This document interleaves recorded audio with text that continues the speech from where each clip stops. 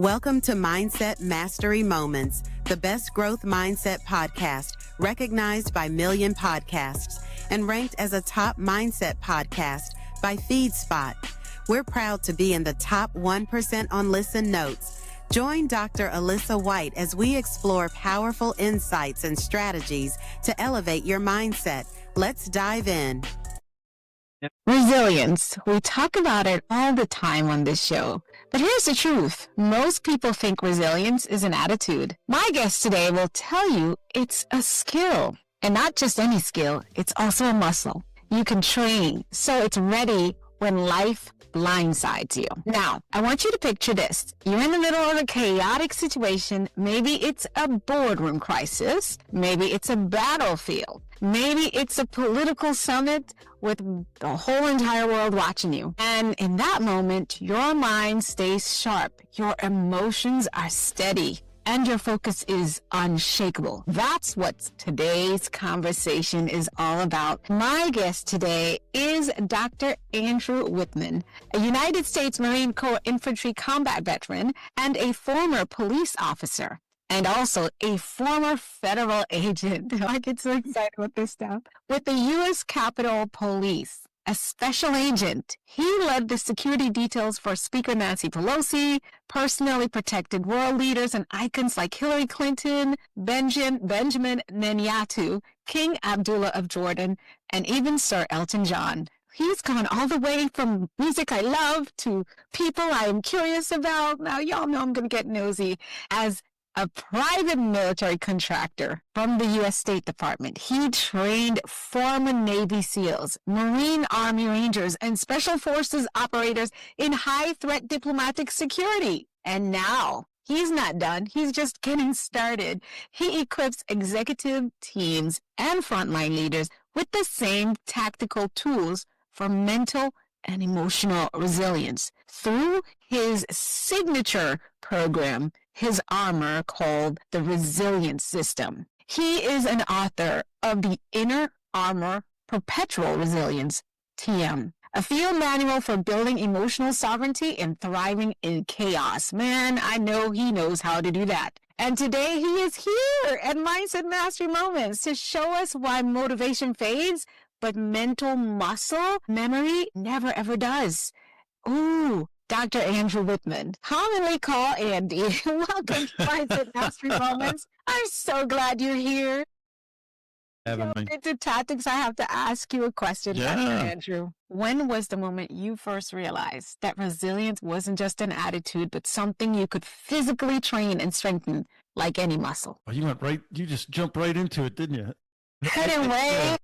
Right? It was kind of an evolution, a journey, right? But I think at the time where I was a rookie cop on the street. I mean, this is after my Marine Corps career, and I went to Bible college, and I was like, I need to, I miss my regimented lifestyle, so I went back into law enforcement, getting uniform, and I'm a street cop. And that first time I was in a fight where I was losing the fight, and the bad guy was trying to take my gun, and I knew he was trying to kill me because he told me that. And I thought, if I don't I have to give my best effort. Like, losing is not an option here. And so that becomes my benchmark of what's my best effort. People are like, well, I did my best. Well, did you really? Because did my best doesn't really. This is how I'm doing my best. This is my level of doing my best. So and I think at that point, you thought, you can't wait till someone's trying to take your gun from you. You can't wait until the house is destroyed in a hurricane that happens here in Florida or some disaster to see if you could bounce back. So. Exactly. We want to I want to be proactive. That's why I call it perpetual resilience. And it's a skill that you train like a muscle because you never want to let it slip, but it can slip. It's a perishable skill, right? Like riding a bike. Like, you never forget how to ride a bike, but look, you're going to be shaky on that thing if you haven't been on it in 20 years. So I think when you're going through stuff like that, and that's just one situation that stands out of my mind as I was like, because that's my level of best effort. That's where I tag myself that, when I say, did I do my best? I knew I could hardly breathe when we were done. I got him handcuffed and I couldn't even hardly stand up because you left everything on the mat, if you will. Like everything was on the field that day. You had to, because there was no. But you could take that same. So if I could do it once, then I know you could, and it's in the human to do it. And you hear stories about like moms who are like the kids are in a car accident, the kids are trapped by the car, and they have this supernatural strength where they just lift the car up. But how do we tap into those things, right? So we know that the body can do these things, and the mind can do these things, and the emotions can do these things. How do we do it every day? I don't want to wait till a disaster happens before we tap into these things. So I guess that's when I really figured out when I'm like, I could repeat this. Right. That's when you figure out as a muscle. Take us back to before you learned what resilience looked like in that moment. What was life like for you growing up? What is the makings of a man who has journeyed your pathway and is doing what you're doing today? Give us a little bit of backstory. Yeah, okay. So my mom and dad were missionaries, and I was brought up in a town called Wagga Wagga, New South Wales in Australia, halfway between Sydney and Melbourne. It's a little country town. Yeah, it was in the 80s. There was about 30,000 people in the town. There was 4 Americans, my mom and dad and my little brother and I, And so we show up, we're in this town, and, Australians, they like slang and nicknames, but I was the fat kid. I was 5'3" and weighed 185, so they called me Beach Ball, right? So, hey, Beach Ball. Yeah, and the nice nickname was Chuck, like Charlie Brown. Hey, Chuck, like Chuck and Beach Ball. So, but I was weak, and bullies could spot that stuff. So I would be bullied, and couldn't fight back. I'm a missionary's kid, and then I'm scared, and so then I turned to food for comfort, and now I become a literal bigger target, for the bullies. And I didn't want to live my life like that. I got to get control of this. I can't live my life in fear and anxiety and be weak and bullied and not control my weight or control, I didn't like how I looked. I didn't like, all these things. I mean, so instead of I was supposed to go to Bible college, 5 out of 6, I was the 5th out of 6 kids, and I'm the one supposed to go in the ministry. And I was like, I can't do it. I can't lead others if I can't even lead myself. So I enlisted in the Marine Corps so I could get control of what I call the machine, my body, mind, and emotions. And that I lost 50 pounds in boot camp and learned how to, this mental toughness or resilience. You just, hey, if you're hurt, get up, rub some dirt on it, drink some water, and get back into the fight. You know what I mean? Like, stop crying on the side of the road, bro.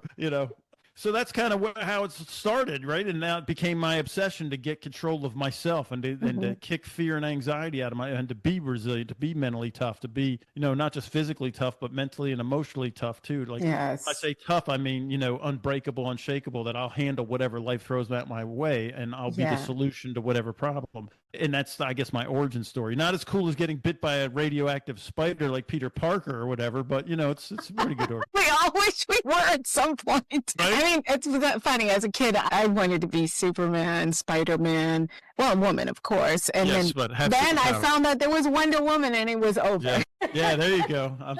My goodness, such amazing. So you've said resilience is like a muscle, and I really love that. That is really someone listening. We talk about resilience a lot, but that's one of my favorite terms. I've heard it called, and I subscribe to, is it being a muscle?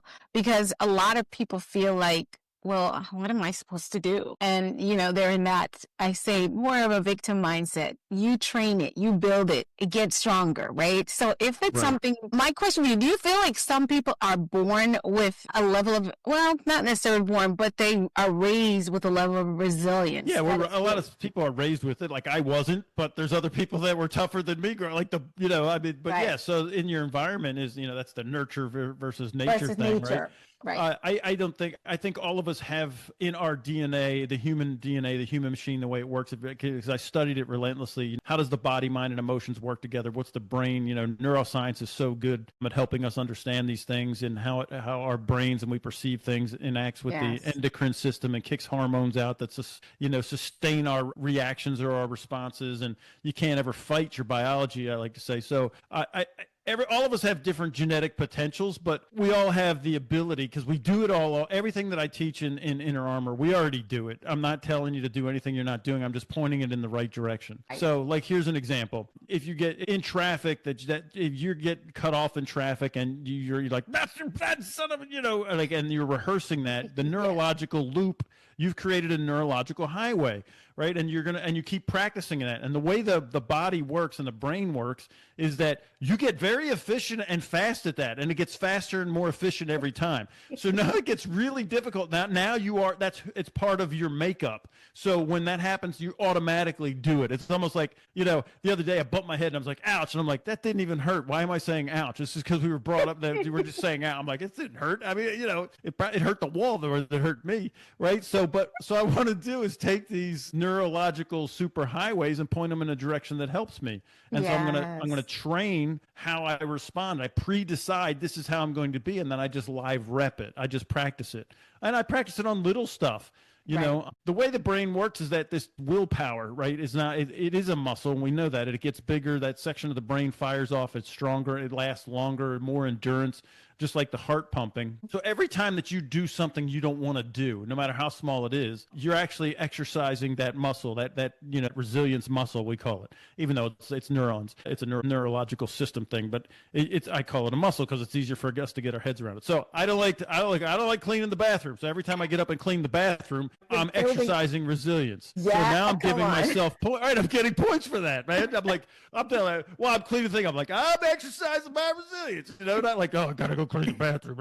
Are you following that? Like, that's how easy this stuff really is. It is. It's really, and I love that you said it's easy, because I know a lot of people get aggravated when it's like, yeah, it's easy for you to say. And I always go, I know you're saying it's easy for me to say, but if you just try it, and that's because of that muscle, whether it's resilience, whether it's generating, good, proper habits of taking care of your body, your mind, your spiritual being, whatever it is, it's all a muscle.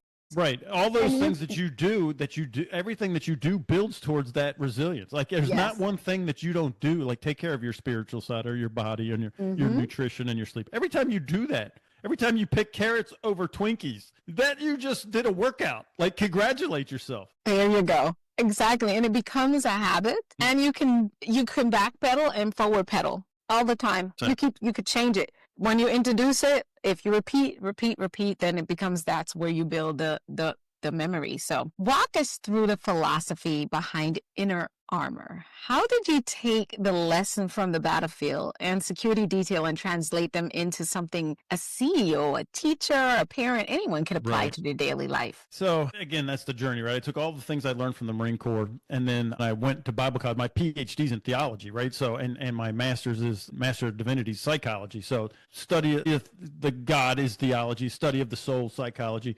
So after I take the warrior culture, I'm working through this stuff, and then I go into law enforcement where I'm dealing with people, and sometimes you walk into a domestic violence situation, or sometimes, like I said, someone's trying to steal my gun from me, and sometimes it's, kids throwing eggs on a house, right? So you don't know what it's going to be at any second. Right, you don't know what it's going to be, right? So you work through. So I'm taking these principles that I've learned, and then I study in deeper. How do I get my body, mind, and emotions to work for me instead of against me? And then I become an agent. I went to D.C., and my great claim to fame is I was the agent in charge of Nancy Pelosi's detail, right? And then I really got a hold of this, because people would be like, well, that was, what if, there was like an attack? I'm like, an attack is easy. We train, contact left, contact right, where you train for that. It's already happened. Yes. The hard part is when you're on the beltway and she's in the back and somebody cuts you off, and you have to be totally cool and quiet about it and say nothing and act like nothing happened, because you're not disturbing her phone call in the back, or she's reading, right? That's hard, because holy cow, right? You got to be like a duck on water. So I was like, well, I was thinking, I'm like, if I could do this for her, I should be able to do it for my wife and my kids and myself while I'm in the car. I should be able to control myself, right? So it began to put all these things together, and then started really studying the neuroscience and the biopsychology, the performance psychology, but also how does the hormones and the endocrine system, and how, the fight, flight, or freeze mechanism works, and how does, and so I just got obsessed with that kind of stuff, and really just dug in and study, read textbooks. My wife would laugh at me. She's like, you're just reading textbooks. I'm like, no, I'm learning all this stuff, So I guess that's kind of how, and then when I left Capitol Police, I went to the State Department, and what they hired me to do, because I was a Marine infantry combat, I had the hard military skills, but I also had all the dignitary protection agent skills. And we're trying to take SEALs, Marines, Rangers, and Special Forces. I need their hard skills, because I'm going to put them in missions in Afghanistan to protect the ambassador or whatever, right? But I can't have them acting like it's a military mission, because it's not. It's diplomatic mission, right? So we had to teach them, right? It was right. So we had to teach them critical thinking, and I call it emotional intelligence. The mental toughness is a combination of critical thinking and emotional intelligence, so that I'm acting on a threat, but I have to be able to articulate. I got to know that that's actually a threat. I had to go through a certain thought process, and I have to keep my emotions completely under control and out of my decision-making process. Yeah. So I was teaching this curriculum to them, and I ran 4 deployments missions for 4 deployments in Afghanistan. I did 1 to Jordan, 1 to Kosovo, and I was like, I was just getting tired of getting shot at for a living, to be honest with you, and not having plumbing or air conditioning. And, and I'd come home from deployment, there's another giant screen TV in my house. I'm like, well, they're doing good on what I'm sending home, but I can't watch any TV. But I was like, I decided I could sell this to corporate, right? I could train corporate people this, and it would be very helpful to them. And so because of my time in the State Department, that helped me and my time at Capitol Police, it helped me to merge the warrior culture with the highest levels of political thinkers and scientists and businessmen and artists and then the diplomacy of the State Department, and then being able to package it in a way that corporate could take the best of the warrior culture, but I'm not, we're not doing, SEAL training. Okay, everybody pick up that telephone pole. We're going to run 12 miles, and that's going to make you tough. But yeah, it will, but it's not going to help me, make my third quarter goal. Exactly. KPIs will not be helped. Right. It's all about the KPIs. So you also use the phrase emotional sovereignty. That is so cool, right? I love it, love it, love it. Nice. What does it mean, and why is it foundational for thriving when everything around you just That's such chaos. A great question. So sovereignty just means like the domain. Like if the word kingdom means king's domain, right? So sovereignty is I have dominion over my emotional sovereignty. I have dominion over my emotions. They're mine. Nobody can make me feel anybody like you made me feel, whatever. No one can make you feel angry without your permission. No one can make you feel depressed without your permission. No one can make you feel happy without your permission. Right? They're yours. Whose emotions are they? They're yours. So I'm going to take dominion over my emotions. I'm not saying don't feel your emotions. They're great. We love them, but they are not running the show. Like I feel my feelings, but I don't make my decisions based on it. Absolutely. I love that term, and I'm going to cite you every time I use it, because that is the one, the theory is think, speak, do, become, but I always tell everyone lacing the thread among those 4 pillars is our feelings and emotions. And so someone asked me do I feel something before I think? And I'm like, well, it could be both. Because it feels like it's a little spider, like a little web spinning between emotion and it does get very spider webby, because sometimes, your past experience and your perception of things, your opinion of something, we all prejudge things. And what you did in the past, so that could precede what your thought is, because you're bringing baggage with you, right? So what we know about how the brain works, we take in 11 million bits of information per second, right? Through what we see, hear, touch, 11 million bits. We're just sucking up massive, but only 126 bits go to our conscious mind for action. So we literally filter all that and then discard 99.9% of the information and act on the 0.1%.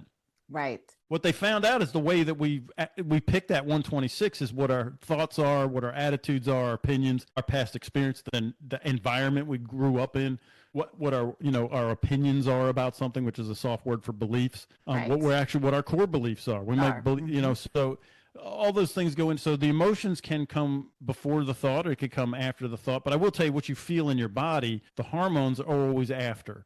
Right, what I call the hormone dump. Like, have you ever been like in a near wreck, like in a car accident, where like slamming on the brakes, horns honk, but nothing hit, nothing happened. Too many times. Right, and then after, it's all safe, but then afterwards your heart starts pounding. Yes. Right, that's what we call the hormone dump. So what the brain does is it looks at a set of facts, and you look at it and you take it in and you decide. You really have like a very short window to decide, is this a threat, is this dangerous? Very short. But you have 2 minutes to change that perception before the hormones come to sustain that response. So you were scared, oh my gosh, then it's fight, flight, or freeze. You don't change that. You have like 2 minutes before you're flooded with cortisol and adrenaline, And then you have 20 minutes before that leaves your system. So you can't even be rational or really have logical thinking. So you really have this very short window to change your perception. You go, oh, that's not dangerous. And then I'm going to change what my hormones are that are called up by my brain based on how I perceive something. So that's huge. Yeah. So that's how you control these things is I control my perception. Control your perception. I love that. One of the things I appreciate about your work is that it's not just theory. It's also very, very practical. So one of two things that I love that you talk about is those 2-minute drills from building mental toughness, something that even the busiest leader can integrate without overhauling their schedule. I can't wait to hear about this. Well, this whole thing was built for the Marine Corps, right? So the chaplain of the Marine Corps called me and said, hey, the commandant said, PTSD and suicide rates, emotional breakdowns. We can't move the needle with therapy. We're not doing it with drugs. We're not doing it with counseling. Is there anything you could do for the spiritual fitness of the warfighter? I'm like, yeah. So, but I was in the Marine Corps, so I know we don't have time to go to the suicide awareness class. And if we do, we forgot about it 10 minutes later because we're back in the field. So I built this whole thing to be a workout of the day, just like we did, you know, in the Marine Corps, you get up, you do 10 push-ups, right? Like that. So you get up, you do your push-ups, and then and so it's an all day, but it's little snippets. So these drills are all short, and I stack them with habits. Like you could do it while you're brushing your teeth.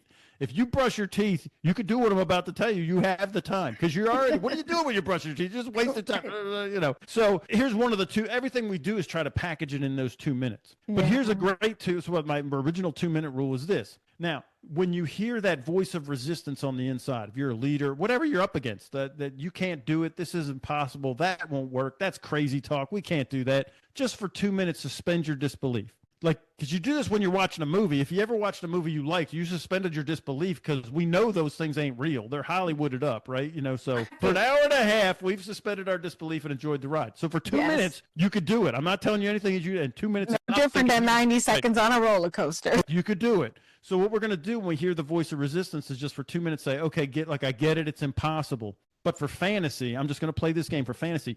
If it were possible, how would I do it? So whatever that, so I'm going to take 2 minutes of cognitive space and let my brain take it permission. And I'm giving it permission to go find an answer, because when you say I can't, your brain never goes against your genius self. Your brain says we can't, then it's like, okay, we can't. Or if it says I don't know, we don't know. It's a command center. It is 100%. And so we want to say, how would I do it? And let it give us, options. Like as many options as we could think of, and just let your brain run. So for 2 minutes, okay, it's impossible. I get it. But if it were possible, how would I do it? Exactly. If it were possible, how would I do it? Give yourself 2 minutes. And I love to remind everyone that when you start doing that and you're thinking about it and you start to create those pictures in your brain, or you're going through that exercise mentally, it's still going mind to body as well. Your body is getting signals that you've actually done this thing, even though you haven't done it yet. Correct. Right. And because the brain doesn't know the difference between what's rehearsed and what's actually real.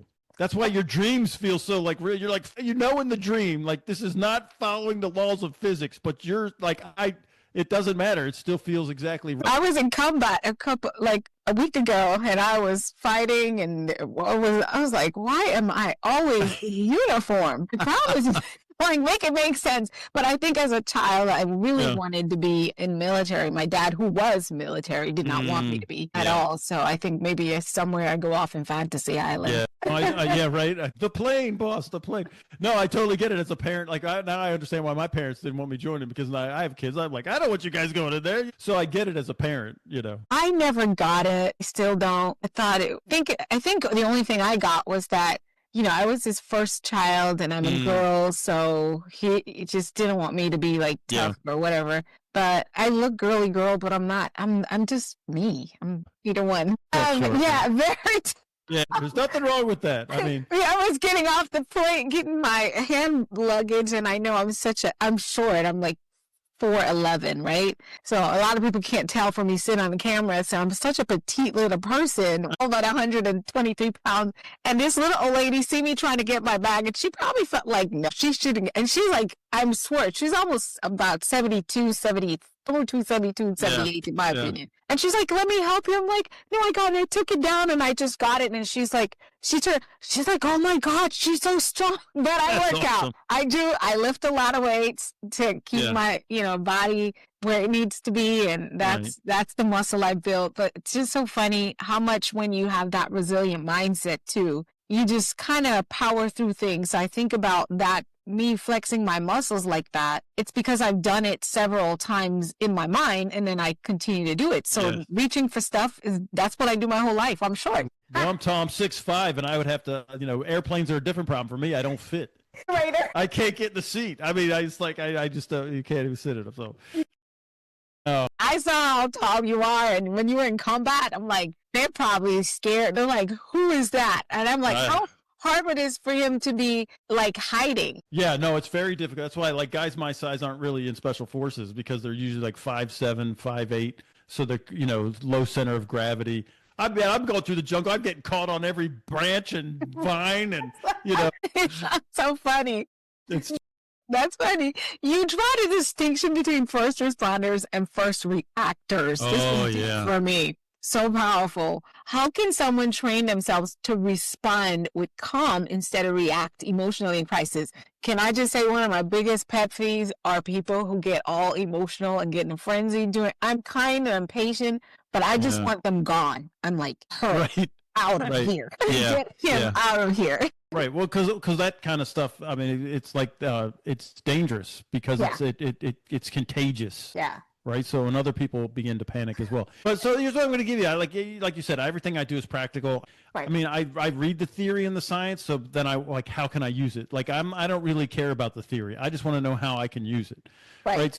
Here's a great, I want to call it a hack or a tip because I don't even like those things. But this is what helped me. Right. I'm in law enforcement. Have you ever made a 911 call or heard one on TV or on radio? Of course. Yeah. Right. Is the 911 operator like, the house is on fire? Oh my gosh, the house is on fire. God. Correct. Right. So they're trained. So what I want to do is channel the 911 operator. And the first thing they ask, 911, what's your emergency? So this is the first thing I'm going to ask. The brain is the original search engine. I'm going to ask this question. What's the emergency? Now, the brain registers anything that it thinks is urgent as an emergency. If it's urgency, the brain immediately says emergency. And I ask this question, is it an emergency? 99% of the time, it's not an emergency, and it's not even urgent. It's just somebody who's, ramping you up with something. Right. We got to get this done. Oh, who said? Who told you that? So I'm going to channel the 911. 911, what's your emergency? And then they begin asking questions, right? What's your name? What's your address? Where are you? What are the injuries? What's the things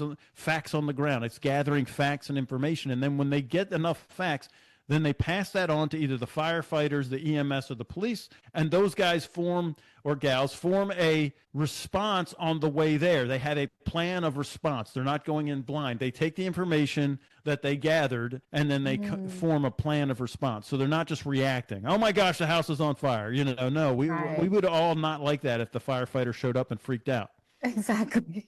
Right. So that's what we want to do is be a first responder. 911, what's your emergency? I mean, when somebody's figured out, I'd be like, I'll even do it like in the office. I'd be like, 911, what's your emergency? They'd be like, what? I mean, it just totally breaks the whole. That is such a great idea too. I love that.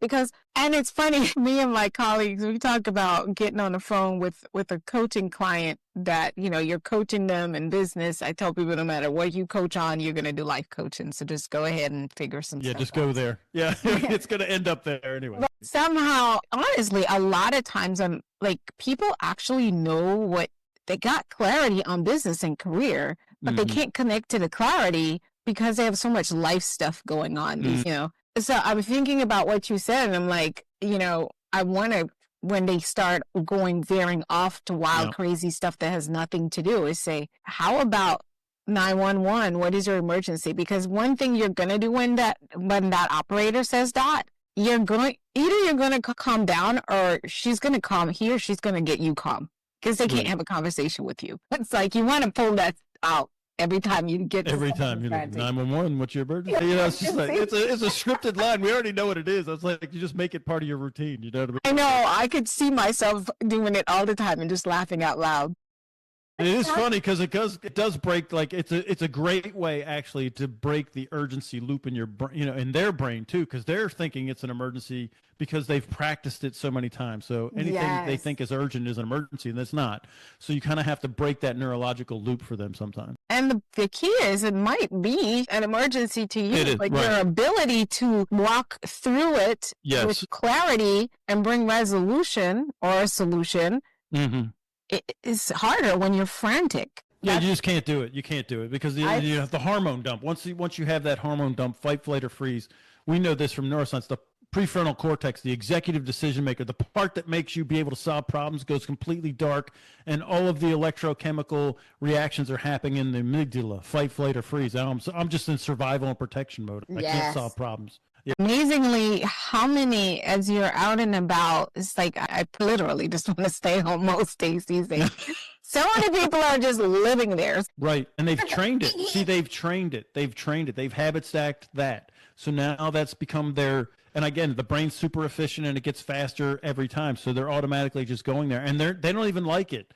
They don't like it. They might not even be aware that they're doing it, and they don't know how to stop. What do you think is responsible for the widespread? There's a couple of things. I mean, first off, we don't teach critical thinking or this decision-making matrix or emotional sovereignty in schools. We teach them to be good little drones and employees when they grow up, right? That we want them to follow the rules. I don't want you to think for yourself. You don't think out of the box. I'm going to give you the answer, memorize the answer. That's the answer. So if it's anything that's outside that framework of here's the answer, memorize the answer, and if you don't tell me that's the answer, then you're getting punished, then we've created generations that cannot handle anything that's outside that box, right? So this stuff, and that's why I say they don't teach critical thinking. You have to train it too. You have to practice these thoughts. You have to practice these drills. You can't just like when you're driving a car, right? So it'd be like if you went to a driver's ed class for 4 hours and then they just gave you your license, but you never got behind the wheel. You didn't do no hours behind the wheel. No, well, you went to class. Here you go. You're a driver now. Like what? No, you can't teach driving. You have to train driving. You have to train. Come on.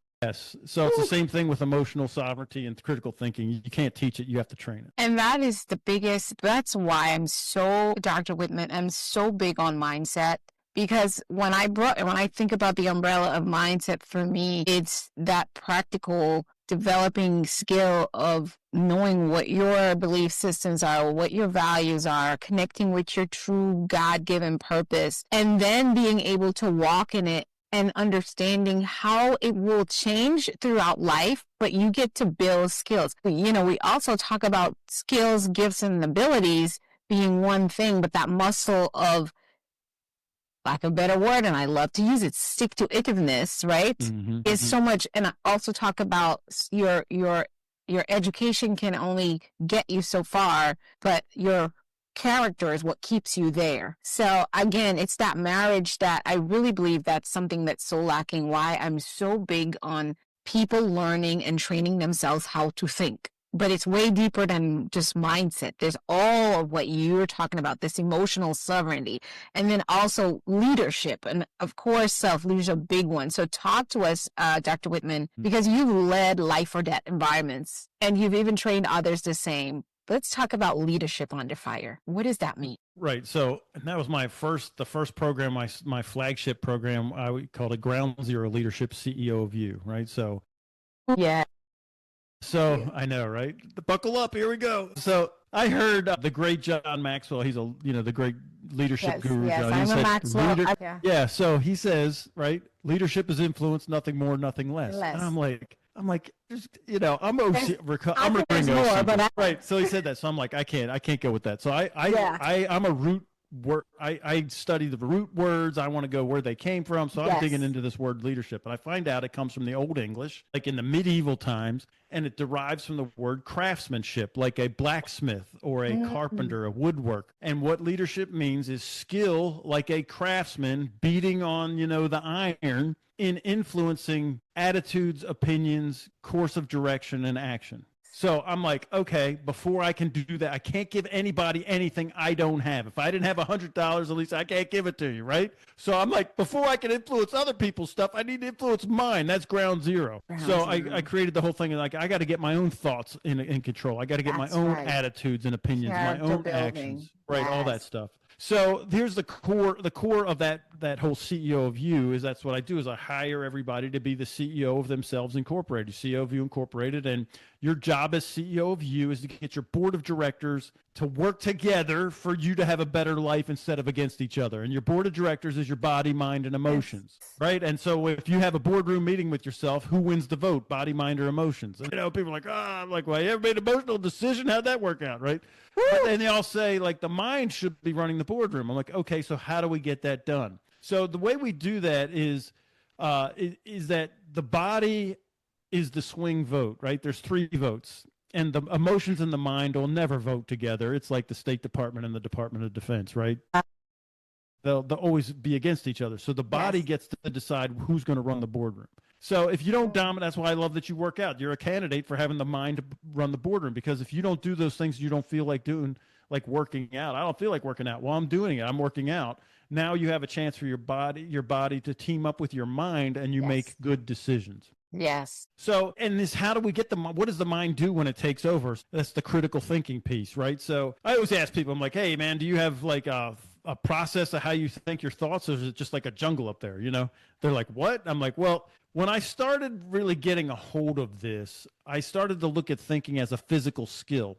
Like a golf swing, right? The golf swing has like grip and stance and how you hold the club and where the hips are moving. And so I'm like, there's a process, just like when driving a car. You get in, you pull the door open, you get into the seat, you buckle the seatbelt, you turn. There's a process. What if I looked at thinking as a physical process? So I was like, all right, let's look onto that. And it's critical thinking is the best way that has been in the history of Western civilization, probably Eastern too, but I know Western civ, Socratic method, right? Socrates, the Socratic method of critical thinking. It's used widely in academia, but it's 9 steps. And I'm like, if I go through 9 steps, I will get killed in a firefight. I will not have time to be like, oh, hang on, that's what inductive. Right?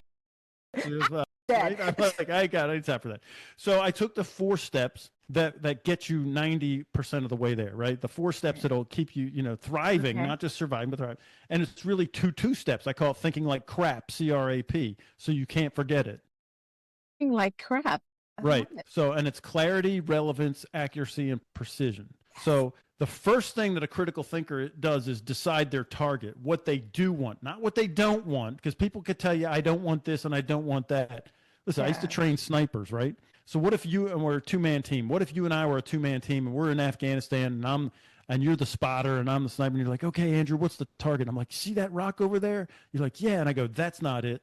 And you're like, okay, well, what's the target? All right, see that tree at 500 meters? Yeah, that's not it. And then we're doing all this target elimination. Meanwhile, a battalion of bad guys just ran, it's walked right past us. So you need to know, a sniper will never deploy behind enemy lines without knowing their target. We don't say, that's not the target, that's not the target. Sniper says, this is the target, or else I'm not going on the mission. So the critical thinker needs to think, this is my target. That's every email, every phone conversation. When I came on this show, I had a specific target, right? And what I wanted to accomplish tonight. And every conversation we should be thinking that. So my first thought should be, what is it that I'm trying to accomplish here? Once you clearly define your target, then the R relevance becomes very easy, which is what you were just talking about a minute ago. I call it the sand traps and the water obstacles relevant.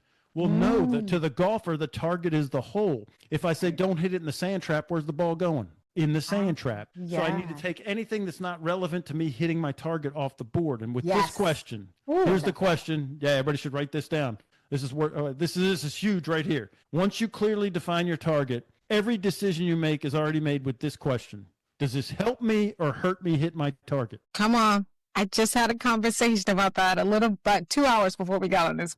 But it's true. Is my emotional reaction helping me or hurting me? Is my personal opinion helping me or hurting me? Is my ego helping me or hurting me? Right. So that's the first 2 steps in critical thinking. So then accuracy and precision. Accuracy is, in my law enforcement career, I found out that truth and facts are 2 different things. Facts are what gets entered into evidence. The witnesses swear to tell the truth, and the witnesses are not reliable. Even though they're not lying, one saw a green sweater, one saw a brown sweater, and in fact, it was a blue sweater. So what a critical thinker does is they identify these truths and they try to move it to the fact column. Like an example is like somebody says, you disrespected me. Well, that's a truth, right? So I'm going to ask you, okay, I understand that you feel disrespected, but what are the facts of my behavior that made you come to that conclusion? Oh, you rolled your eyes, you put your hands on your hips, or you crossed your, okay, now I have facts. And then I can say, yeah, I could see how you would see that was disrespectful. And now I can avoid or continue to do such said behavior so I can get the response I want from you. Right. Are you following that? So that's how we want to move. A critical thinker always moves truths, which is somebody's perception or their opinion, into the fact column. And then the precision, right? We want to get very precise with the facts. Vague is a disaster. Specific things are a disaster. Yeah, let's do lunch sometime. Well, let's do lunch on Friday. All right, Friday's a fact. That's good. We're getting there. But Friday's a big, let's go to lunch on Friday at 12 p.m. All right, noon, right? Now, what time zone are we in? Because you're in a different time zone than me. So we can be like, we're not, if we don't have our, watches synced up, knowing what time we're supposed to be, so we'll miss each other. So this is the kind of thing the critical thinker goes through that process. And when you do that, you kind of force everybody else to do it around you. Yeah. I love it. Get a hold of this crap. Yeah, right? I had a client, I coached her like 10 years ago. She called up and she's like, I'm in a spot. I'm like, what's my crap? I can't think of what I do want. I'm like, what? It's like definitely coming back to this crap. Right. I love it. This is the best crap ever. Like this is the kind of crap you want to keep. Right. You can clean. Absolutely. I mean, I'm sitting here going through the stuff to do. I'm like, man, he made one of the most crappiest word most valuable. I just don't want you to forget it, right? You just don't forget it. I mean, you can't forget it. You're like, oh my goodness. But I'm not allowed to say it in church, but I know, right? But you guys get the point. It's a play on words, but it holds up. So you always talk about too, the calm is contagious for leaders right now. How can they develop this presence so that their teams feel it, even in these uncertain times? Because there's a lot of uncertainty in the corporate world.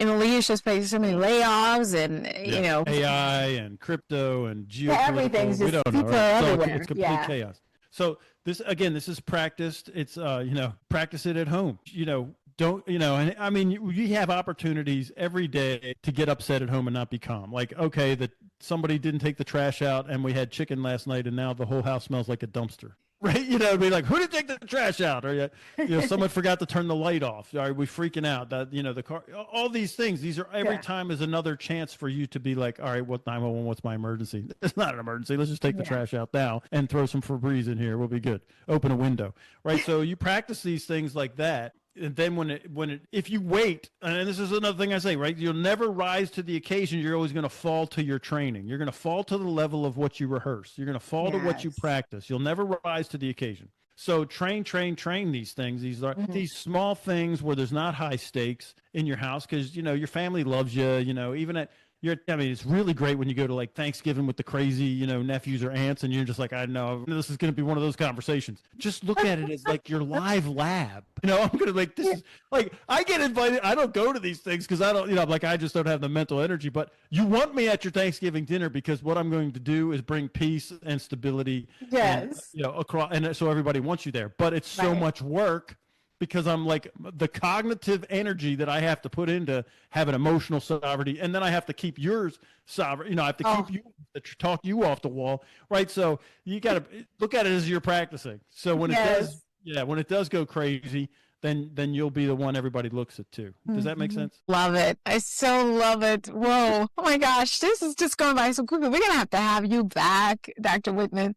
So we have a tradition here at Mindset Mastery Moments called Flip the Script. So it's where you get to tell us a time when you had completely flipped the script, a moment where your mindset had to shift in a big way and how it transformed you or the outcomes that you were looking for. Wow. Well, you're really digging deep. You did warn me. You said you were going to. I feel like I don't have enough time to go into everything. I know, right? So this is kind of it's not really a fun one. It's like, but it makes me like Andrew was an idiot, So yeah, I know, right? Everybody loves that. Andrew's an idiot. I knew it. I knew that guy. But really, it's like not anything. You think it's special. I'm not that special. I mean, so I was taking Nancy Pelosi to San Francisco. We would go out there, when Congress wasn't in session. And so we're going and we were leaving it, it was like 4 a.m. I had to get up and go. We had to go to the White House first for the intel brief. And then there was a bunch of stuff. And then we're going to get on the plane. And then we have an event that night in California, but it wasn't until like 7 o'clock at night. But I've been up on East Coast time since 4 a.m, right? So I'm already like, I'm smoked. And right, I never forget my vest. I always wear my body. One reason, I don't know what happened was like I washed it and I didn't put it in the spot where it always is. Do you know what I'm talking about? And I went out the door without it and forgot it's 4 a.m. But you do the loops, right? So we're at this steakhouse, and downstairs is where I'm with her at an event.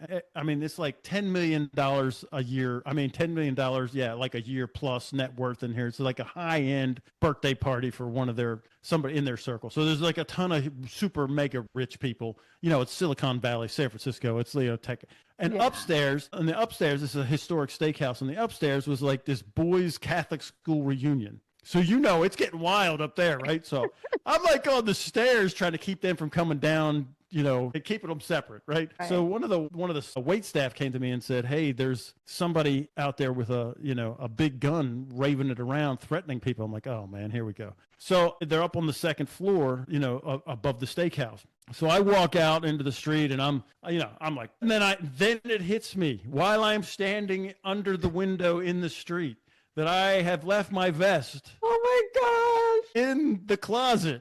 I'm like, you see it there too.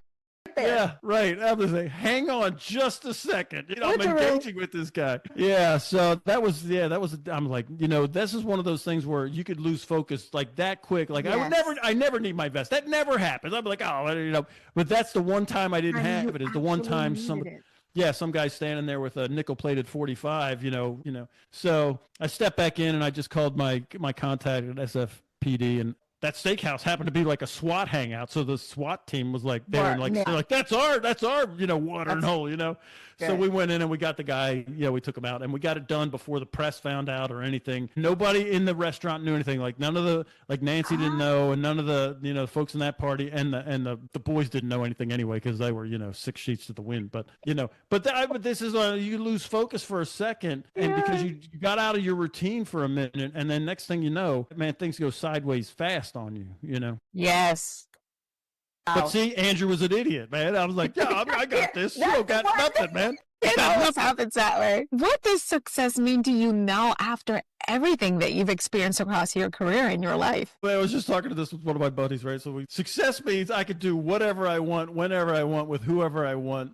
And it doesn't matter. Yeah, and how I want. There you go. That's what it is. I mean, it's literally, it's like we only do the stuff we want to do. I'm not doing anything that I don't want to do, and I don't do it with people I don't want to do it with. I mean, really, that's success, and I do all the fun stuff with the people that I want to be around. Like, I love being around you. Like, this is a success for me. Because here I am, I get to do this, right? I mean, yeah, it's super successful. I mean, I'm having fun. You're having fun, I hope. Absolutely. I'm having a good old time. I was thinking about you leaving the vest in the class. Hey, yeah, that's just between you and me. We're not even, Tell anyone. Yeah. Don't tell anyone. I mean, it's you and I and about 15,000 people. Yeah, don't worry about that. Actually, it's more. It's about. No, right? We just won't tell them. We won't tell them. That's so funny, though. It is. I love that definition of success. And the older I get, the more that definition. That's how, when I feel most successful, when I feel like I'm not having to do something, and I'm ridding myself of all the shouldas. Number one, those are the mental things. But then when you get to live it out physically, where you're like, nah, I don't want to go to the barbecue, and I don't have to go because I don't have to be with Nancy Pelosi. It's not what I'm not part of. I don't have to. I'm not living their right. I'm not living their life. I'm living mine. Exactly, because you were going where everybody else wanted to go for a while, and doing what they wanted to do, and 100%. Sort of finding your way around it. Because that's the other thing that I've had to learn to do is whatever circumstance my life is, that I found my moments. That's why I kind of went with mindset mastery moments, because I'm like, I want you to understand that mastering your mindset in moments in your life can actually add up over time, and you get big dividends and payback where you become a better version of yourself, or the version of yourself that achieves the goals and creates success the way you want to. Yeah, that's so solid. And you don't know how to eat an elephant one bite at a time. I love that mindset moment. It's moment by moment, man. And it also gives you permission, like if you did slip up, you don't beat yourself up, man. I get the next up and do it again. Right? moment is the next moment. Yeah, I love it. That's so good. Yes. So you know what? We're down to mindset bites to go, and this is why you're going to have that link to come back and have a chat with me later. Oh, you're so funny.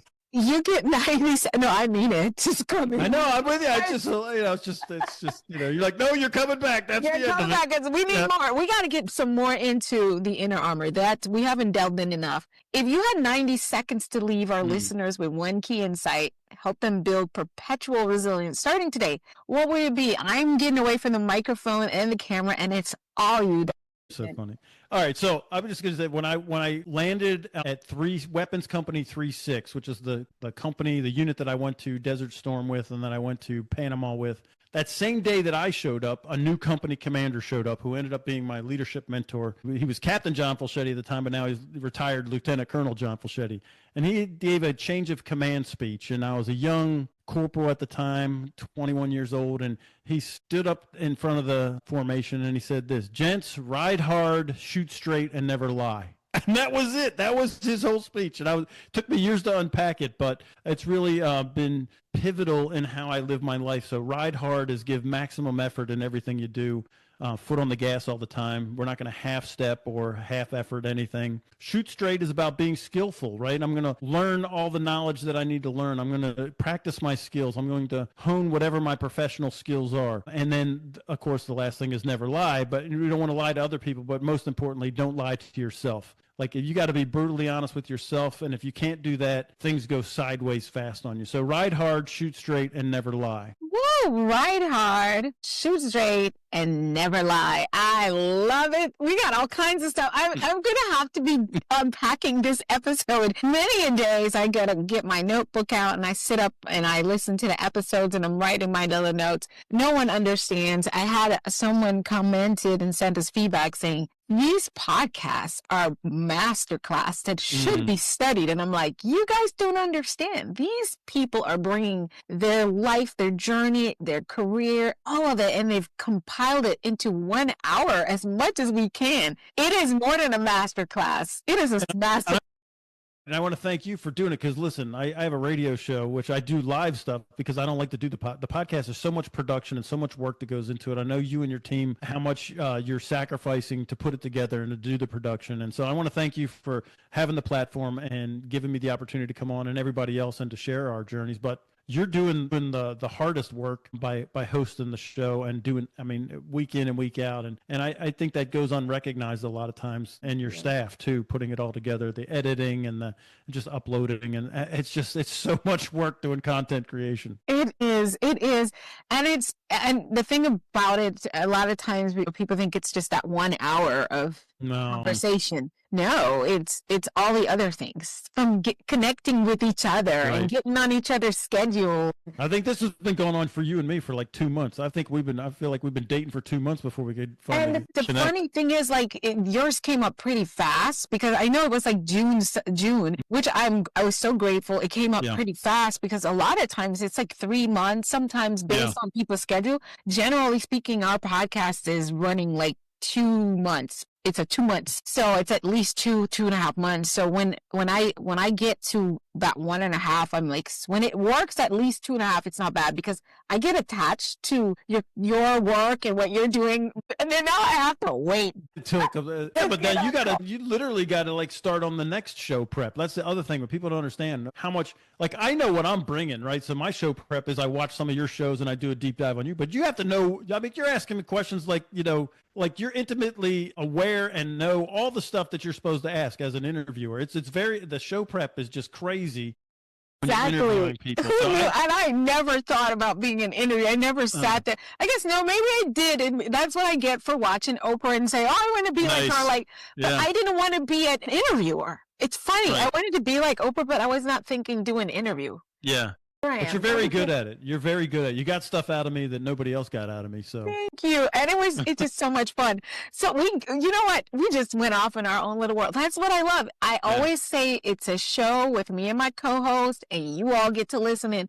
But I know everyone wants to know how they can connect with you and also grab a hold of that book, because that is a window into some of what you're teaching us today and what you work with leaders all over the globe. So Andrew, tell us how to connect with you and where we get a copy of.